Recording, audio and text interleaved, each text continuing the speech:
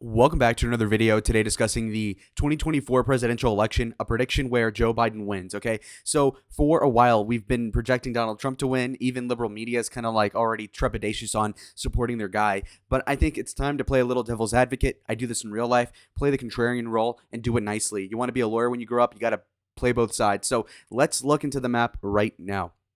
All right, so we're starting out with an election map that's looking a little bit like this.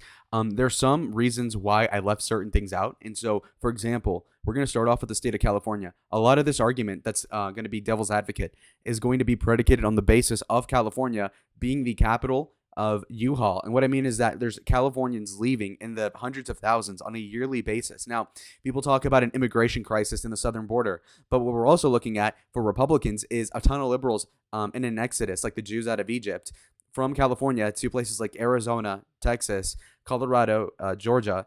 And what you're looking at here is the bluification of these places. Now, there's one argument to say that the Californians leaving are Republican.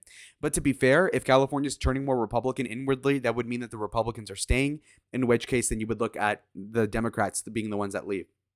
Also, how do you think Colorado got so blue? And for a best case scenario, we're having Colorado be blue right now. As New Mexico, why is that the case? They're getting reinforcements from California, which is the biggest state by far in the country, followed by Texas and Florida. So looking into that, obviously you can extrapolate the data to show that, if there's tens of thousands of Californians coming in every year, most of them voting blue in these states, then you could see why these states get more blue.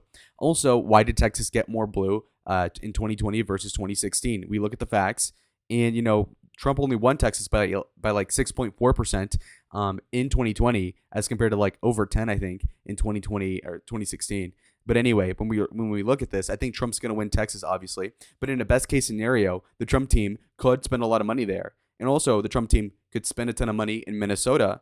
And again, Trump lost Minnesota by about 7% in 2020, which gives credence to the fact that if he spends money here like he did in 2020, like an idiot, then he's prone to lose, given that he has a fundraising disadvantage.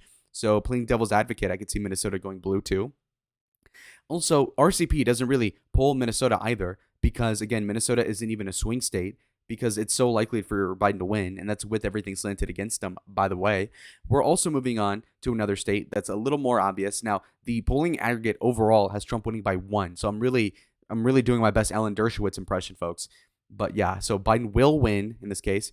North Carolina, this is a state that, in a best case scenario for Joe Biden, is still probably going red. The reason being is that, of course, it is too far gone at this point demographically. There really isn't enough suburbs to exploit the white women vote. The boxed wine coalition is not very present there in North Carolina. Now, what is very present is J. Cole, one of the bane of my existence. I hate that guy. But okay, moving on. Georgia. Virginia. Virginia is an impressive state because, again, it's very demographically favorable to the Democrats.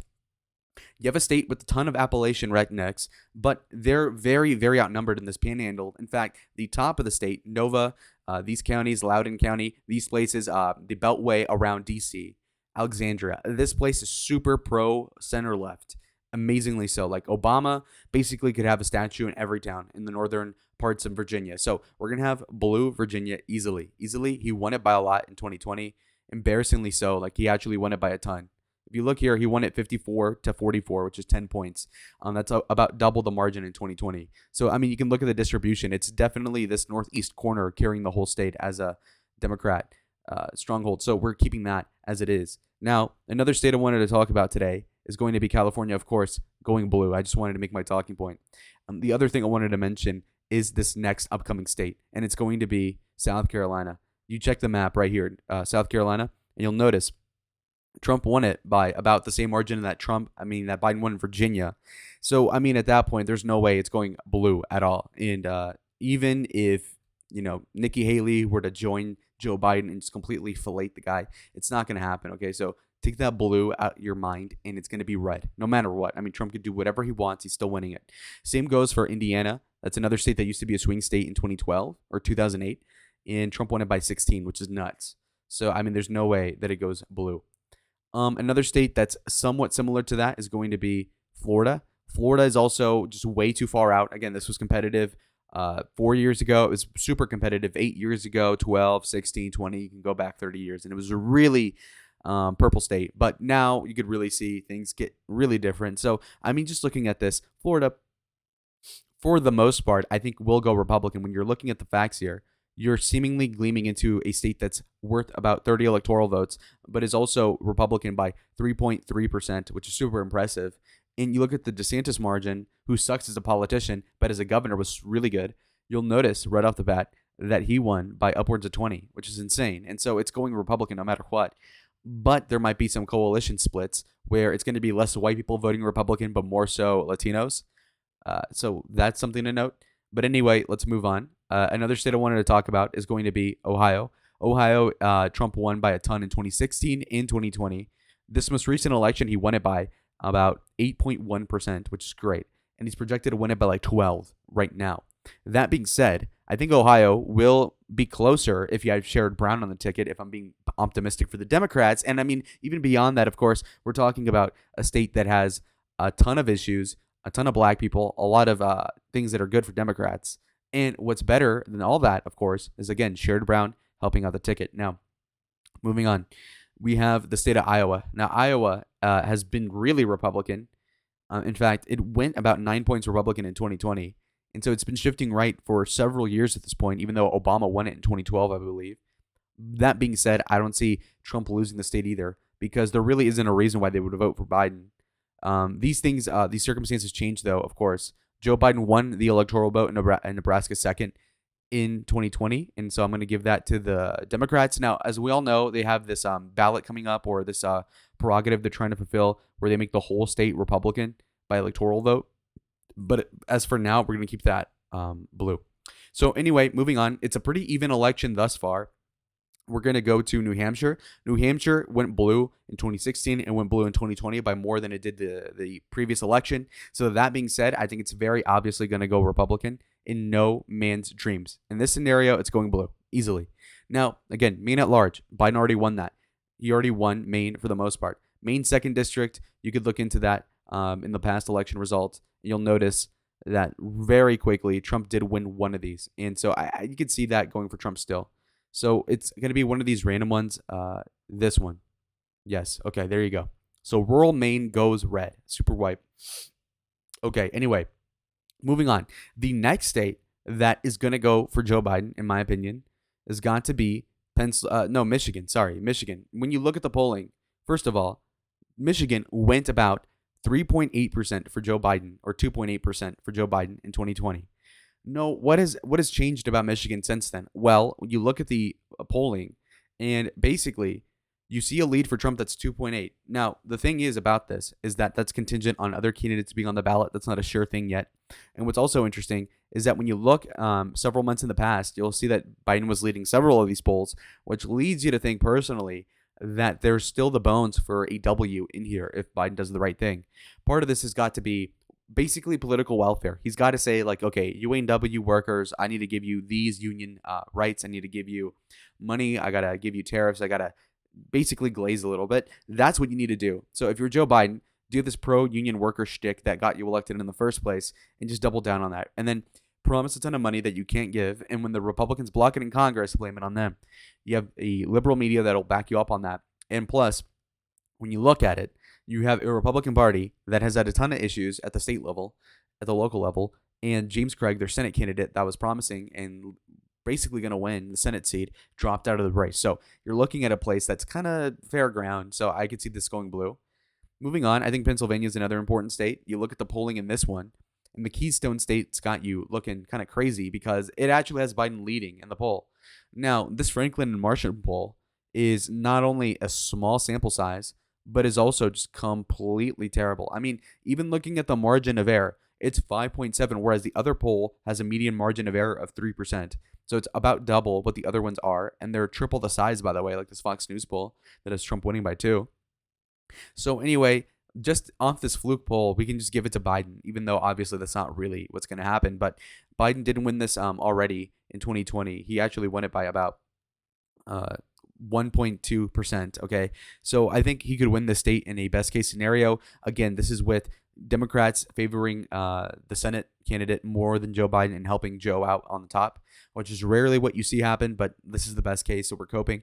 So, yes, so Bob Casey Jr., that's going to help out. Now, let's move on to Wisconsin. Wisconsin is another state that's important. I think Wisconsin is also very, very, very, very interesting because when you look at the electoral result here, you'll see that Trump lost it by 0.6% in an election where he lost the popular vote by 4.5%. So I think Trump does win the state of Wisconsin in a Biden best case scenario. But I also think that you look at a state like Arizona. I think Arizona goes Democrat in this best case scenario. We're looking at Republicans up and down the ballot. Carrie Lake is not more palatable than Donald Trump is. She's ever so slightly below that. Who else is running below? I mean, really, when you look at it, there's no gubernatorial candidate that's helping out Trump. It's going to be a Trump v. Biden 1v1. And at that point, you could argue that Biden wins. The reason being is that basically there's a prerogative, an initiative by pro-abortionist people that want to basically liberalize and kind of overturn Roe v. Wade, if you know what I mean, and reinstate it ostensibly in Arizona. And that is a very popular issue. In fact, I think like 60-something% of people support that initiative. And if that gets on the ballot, which it could definitely happen, they have hundreds of thousands of signatures. In fact, in my college campus, they're paying $50,000 per hour for people soliciting signatures for this. So you're having California millionaires giving money in Arizona to get these things canvassed and signed. Now, that ballot initiative could sway the state theoretically. Again, if abortion, and I've talked to college girls about this, their number one issue is abortion. And then climate change, so they don't have their priority straight. But anyway, there's plenty of people that will vote on the ballot and go for Biden because he's more pro-choice. And so that's the way I could see Biden win. And already he's won the election. Going on to these other two states, you got to go to Nevada. I think Nevada is interesting because Biden already won this one, and it went blue in 2016, 2012, etc. You move on, you click on it. If this thing even works, it glitched. Okay, anyway, hold on. Give me 1 second. There we go. Okay, so we have Nevada. Now, it's only 6 electoral votes, so it won't even matter either way. But Biden won it by 2.4%. The reason Trump would win it now is because he's doing better with white people, which is doubtful in a best-case scenario, and because of Hispanics. But again, the Hispanic thing is kind of like a long-term trend. I mean, Occam's razor would say that they'd just vote more blue, or at least like not as bad for the red, if you know what I mean. So, I mean, that makes it more blue, in my opinion. I mean, again, this is very much a copium, but it's real. It's real. Trust the plan. Also, Biden-Harris will go into Georgia with a very tough person to follow. You look at this, 0.3 for Biden. Okay, 0.3 for Biden is an election that was really much a fluke. When you really look at it, though, just from the stupid Democrat point of view, you have John Ossoff, who barely lost. You have Vernon Jones, who beat Herschel Walker recently. So if we're basing it off of that, I think that Trump is going to have a tough time. And that being said, though, in a Biden best case scenario, I see Trump winning Georgia. When you look at the polling, you can see that according to the popular vote in the state itself, Trump is leading it by 3.8. And if you look at the last polls over the past 30 days, you see that Trump is winning every single one from a margin starting as low as 1 to as high as 7. So looking at this, it's not looking good. Biden has not won a poll in the state in about 6 months. So, I mean, that's freaking terrible. So I think in a best case scenario, Trump still wins Georgia. So in the dream scenario for Joe Biden, you have Joe winning 277 electoral votes to Donald Trump's 261. This is going to be wait, hold on. Did I screw something up here? Whoa, I was tripping. My bad. Okay, there you go. So anyway, 277 to 261, Joe Biden wins a very narrow election. It has shades of 2000 all over again. Very close. This is with Biden winning the popular vote by like 1 or 2. And I think this could happen. There's like a 20% chance it does.